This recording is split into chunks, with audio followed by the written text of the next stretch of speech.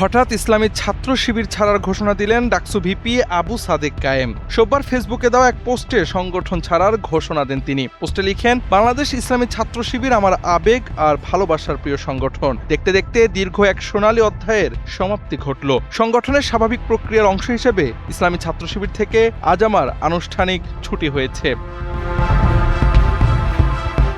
ছাত্র শিবিরের প্যানেল থেকে ডাকসুর ভিপি নির্বাচিত হয়েছিলেন সাদিক কায়েম। তবে হঠাৎ সংগঠন ছাড়ার এই খবরে অবাক হয়েছেন অনেকেই। পোস্টে শিবিরের সাবেক এই নেতা লিখেছেন, সবকিছুর জন্য আল্লাহর কাছে অগণিত শুকরিয়া আদায় করছি। জীবনের সবচেয়ে সুন্দর ও প্রোডাক্টিভ সময়গুলো কেটেছে এই কাফেলার সাথে। এই প্রিয় কাফেলা আমাকে দেশ ও জাতিকে নিয়ে ভাবতে শিখিয়েছে, জড়তা ভেঙে কথা বলতে শিখিয়েছে, নেতৃত্বের গুণাবলীকে পরম মমতায় বিকশিত করেছে। ইসলামী ছাত্র শিবিরই আত্মিক ও আধ্যাত্মিক বিকাশে পরিপূর্ণ পথ নির্দেশনা দিয়েছে।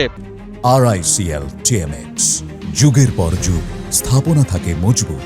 সংগঠন ছাড়ার এই বিষয়টি নিয়ে আগে সংবাদ মাধ্যমে কথা বলেছেন সাদিক কায়েম। জানিয়েছেন, ছাত্র শিবিরের বছরে 2 বার সেট আপ হয়। 2026 সালের ষান্মাসিক সেট আপে তার বিদায় হয়েছে। সাংগঠনিক জীবনের স্মৃতিচারণ করে সাদিক লিখেছেন, পেছনে ফিরে তাকালে স্মৃতির পাতায় ভেসে ওঠে অসংখ্য প্রিয় মুখ আর সংগ্রামী চিত্র। পুরোটা সময় জুড়ে নিবেদিত প্রাণ, দায়িত্বশীল ও জনশক্তিদের যে সোহবত ও সান্নিধ্য পেয়েছি তা আমার জীবনের অন্যতম শ্রেষ্ঠ অর্জন। জীবনের প্রতিটি বাঁকে আপনাদের কাছ থেকে শিখেছি, অনুপ্রাণিত হয়েছি।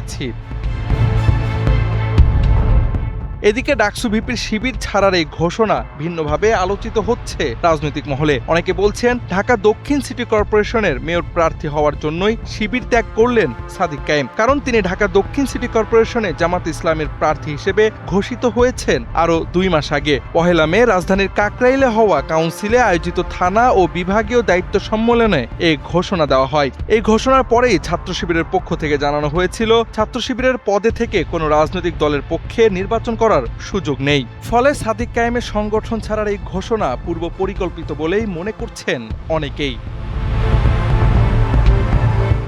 Javad Ahmed, NPB।